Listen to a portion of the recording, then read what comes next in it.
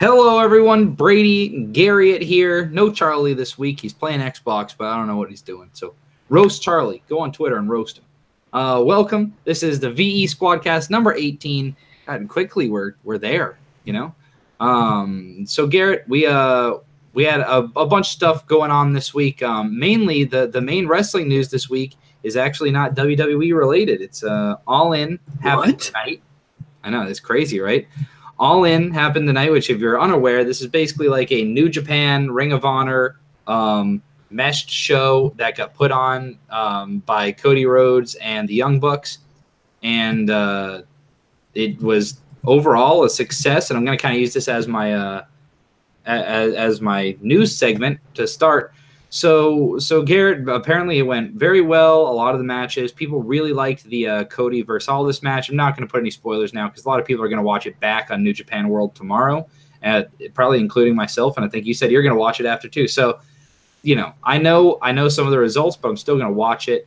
Apparently there were a couple snafus. The Okada match went over apparently like on time, and so the Young Bucks match at the end of the night was kind of short on time, and they almost ran out of time entirely. Oops.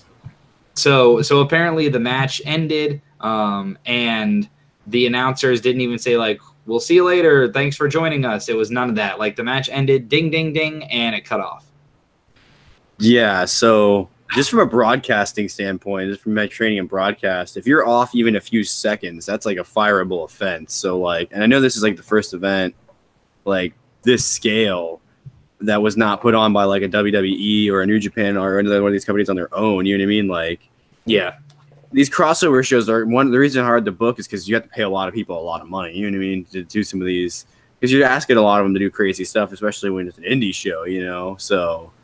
Because that's what this is ultimately, because it's not a New Japan show or a Ring of Honor show. It's literally a Cody Rhodes production and Young Bucks production. You know what I mean? And apparently they need to hire some people to keep them on time because whoever they had in the booth was not good at it. I mean, it goes to show we kind of take it for granted, like how well-oiled of a machine WWE and New Japan and these other big companies are. Like you don't hear about this happening really with WWE. And to keep in mind, WWE, their pay-per-views are on the network, and so they can go over as much time as they want, and they have gone over a lot of time. So it wasn't a standard pay-per-view where it needed to be off right at the hour mark, but you live and you learn. I think they couldn't really care less, Cody and the Bucks, that is. And it's hard because like the Bucks are 2/3 of the people running this show, and they were in the ring at the end of the night. So it's not like they could really they could control things, but they still want to have a good match, So let's get right into this week of wrestling. We talked a little before we went live, and I gotta say, SmackDown is under-delivering lately, and we are agreeing on that. I mean, Raw is definitely the better show, and I attribute it mostly to Rollins and Ziggler. They've been interesting. The IC title picture has been very, very interesting. And on SmackDown, I know that like Charlie and you guys are like, you still like the New Day a lot. But for me, it's like, I don't know. I hate when they just run back the same thing over and over again, and that's what it feels like to me for New Day. Even though they're always switching their characters up, I feel like things are getting a little stale on SmackDown. Even as much as I love AJ Styles, do you think, and as much as you love AJ Styles, you think it's time for something to get switched up?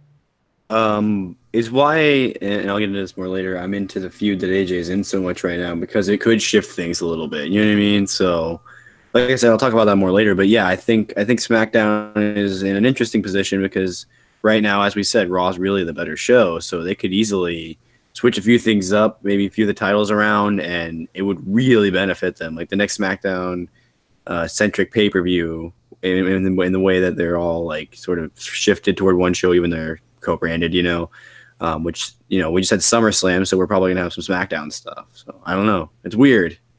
Yeah, and it's kind of disappointing considering we were talking about on this podcast, we were talking about how when the last Superstar Shakeup happened, we talked about how stacked the roster was for SmackDown. We had, Jinder Mahal getting shifted over to Raw and like Samoa Joe over to SmackDown and like Ty Dillinger over to SmackDown and like all these people where we were like, oh my God, these are great workers. They're all going to be together. That was one of the things we said was Samoa Joe and AJ Styles are going to be on the same show. This is going to be amazing. And then the only thing that we said about Raw was like, well, at least like the club is going to be with Finn Balor and look what they've done there. Like, that's such an easy move to make, and it would make Finn Balor such more of an interesting character to so many more people. Yeah. Especially if you turn him heel instead of turning them face, even though they were great faces for a while. Oh, they're hilarious, but it would be a great dynamic to turn Finn heel, but we're not going to see it. Because he sells too much merch as a babyface. It's one of those things. So let's talk about things that we really liked this week, Garrett. What was your first class segment of the week? Yeah, so I said I was going to talk about this more later. Yeah, I honestly think Samoa Joe is probably one of the best heels in wrestling, period, right now. Like, I don't care what anybody says. Samoa Joe is, like, the top heel in WWE at this point, I'm going to say. I think he overshadows The Miz at this point. And there's nothing that you can – The Miz, like, people still kind of like him. As far as his character, the way he presents himself, the wrestling, everything, Joe just screams heel. It's hard to like him. Yeah, if they ever try to do what TNA did and have like face Joe, that's going to be like very different. And I don't know if it'll work. I mean, it gets cheers, but will it be? I mean, I've had that happen in my universes before, and it works for that, but it's a game. So, I think AJ Styles has seemed a lot more ruthless. Like, the guy almost punched a security guard backstage during this segment. I mean, it was great because Samoa Joe is just such a great heel. Yeah. It's interesting. They're kind of going with the Gargano Ciampa storyline, right? Of like AJ Styles has finally snapped, and maybe this is what they need if they want to keep the title on Styles for a little while. Maybe this is the new AJ Styles that we need to see. Indeed. Like I said, something needs to be spiced up. For me, my best segment of the week, I loved everything that Kevin Owens did. Kevin Owens is a gem. Like, one of a kind. He's fantastic. Like, every time they decide to give him something stupid, they job him out to Braun Strowman for the past 2 months, and Kevin Owens finds a way to just, all it takes is 30 minutes, and he's already back in the discussion of major things. And you can see that the company has faith in him to take anything and make it great too, which is good. And the thing this week was, he's been losing, and Seth Rollins came out and said, oh, well, Roman's doing open challenges for his title, so I think I'm going to as well. Comes out and does an open challenge. Kevin Owens answers it. They have an absolute barn burner of a match. It was fantastic.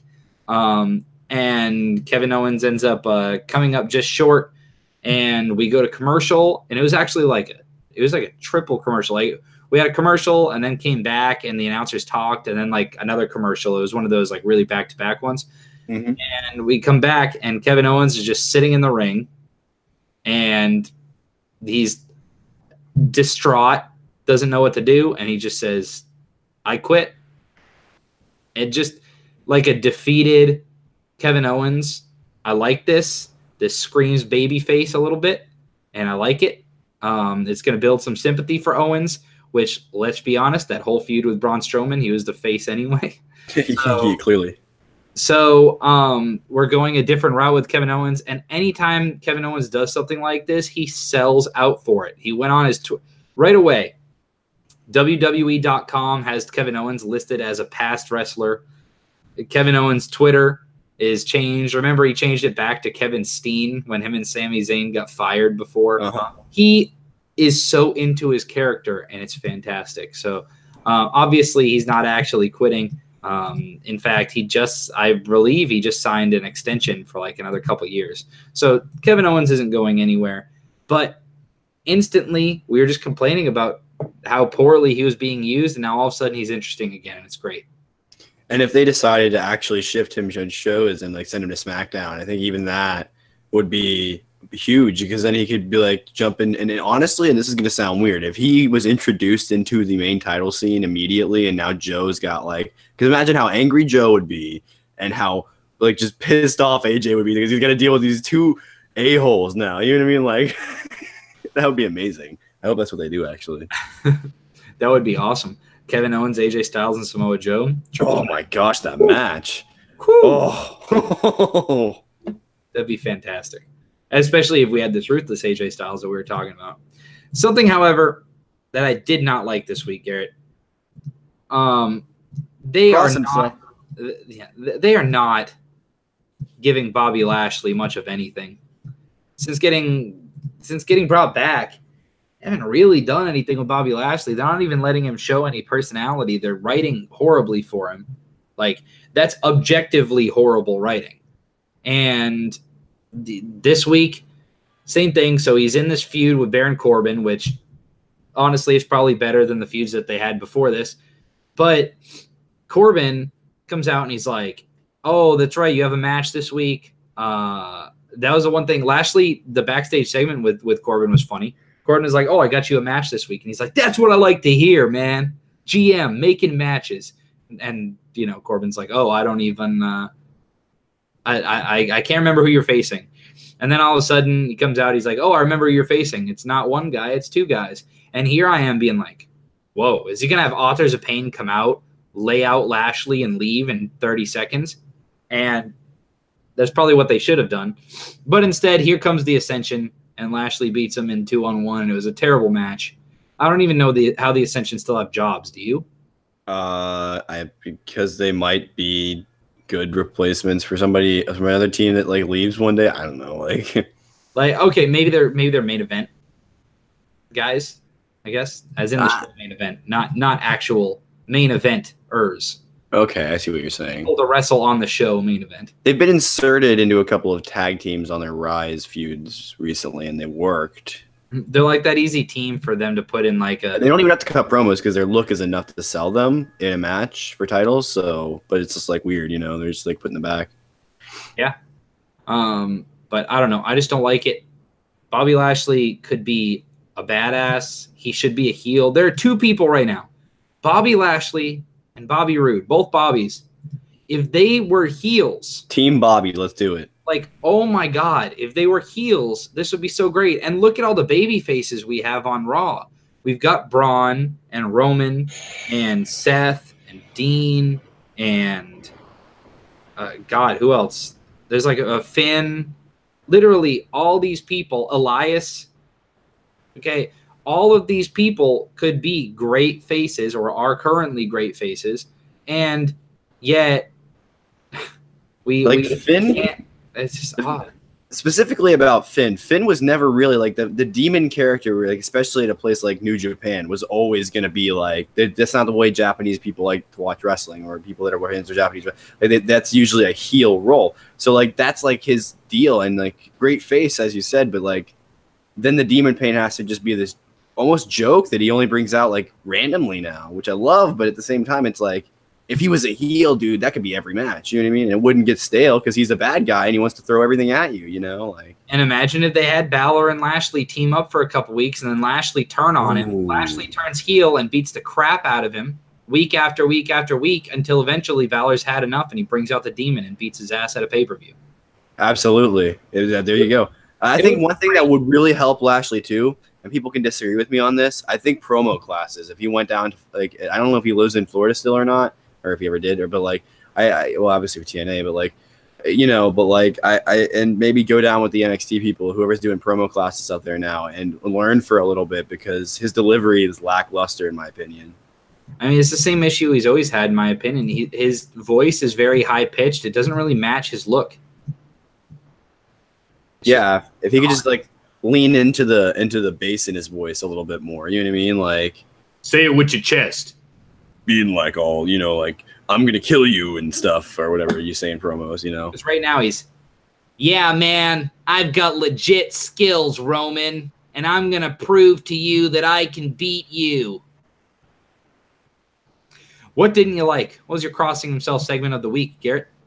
So, I mean, like, there's, like, honestly a few things. But, like, the one thing that really annoyed me was, like, we have the Revival now as, like, they're looking really good in terms of their ability to beat top-tier teams in terms of, like, people who are actually good at wrestling. But, like, and they keep having these decent matches against the B team, and they keep winning, but it's, like, they literally lost in the most ridiculous way possible. They had, like, the ultimate defeat at the pay-per-view, and it's, like, what are you doing with this feud at this point? It's like they want something to be there. And you, by the way, could have a ridiculously good match between these two teams.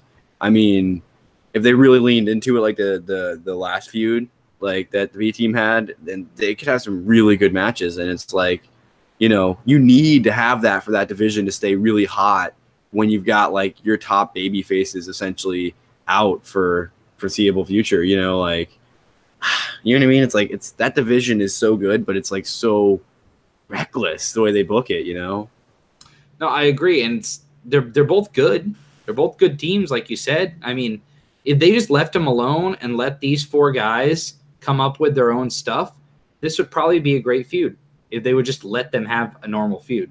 But they can't. The feud is that the Revival are the better tag team, and they win, except when it's a championship match, the B team finds a way to slip, you know, Revival slips on a banana peel and B team gets to win. And okay, that's a story you want to tell, but eventually people are just going to get sick of it. And what's going to happen is people are going to get sick of the faces winning, and they're going to turn on the faces. You're going to give it to the Revival, and people are going to cheer the Revival, but then you're too stupid to turn the Revival face when that happens. And so then they have to be heels, and then people are going to it's all backwards. Yeah, you definitely want the Revival being cheered when they win those titles. I agree.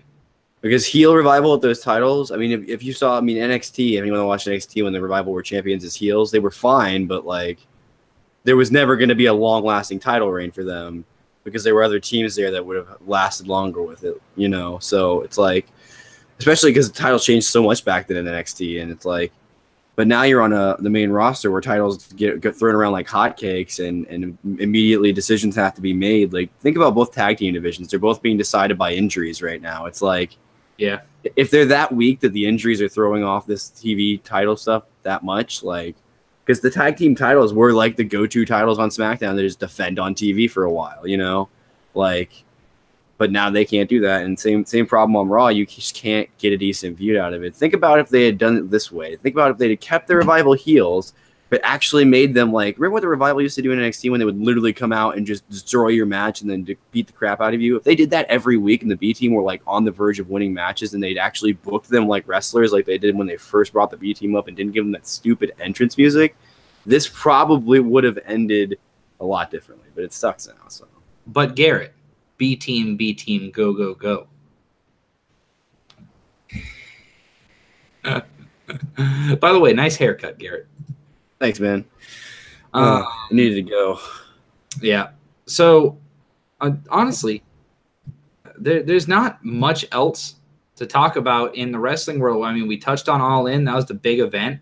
If you didn't check out our fantasy football draft, be sure to do that. It's a nice little thing. Just throw it on while you're getting some work Baker done. Mayfield sleeper of the year. Baker Mayfield's great. He's my quarterback in Madden Ultimate Team, man. But it's one of those things where, you know, sometimes there are slower weeks. And I think Raw was solid. SmackDown was subpar.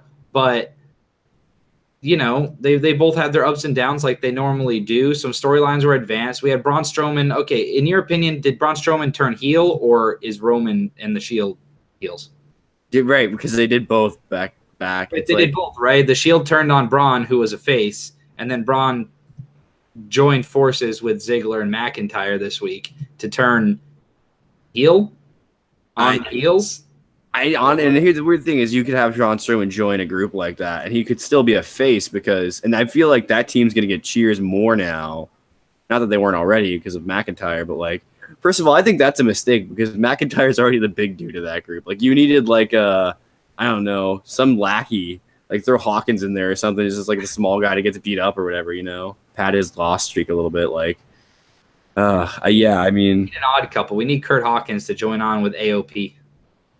Dude, you know what? That'd be awesome. And then like they like anyone that tries to go after Hawkins, they just destroy. Dude, I'd love that. Oh, dude, Chris Jericho on his podcast. I totally forgot about this until now. I was listening to it. He was talking about his debut. It was 19 years ago, like this in August.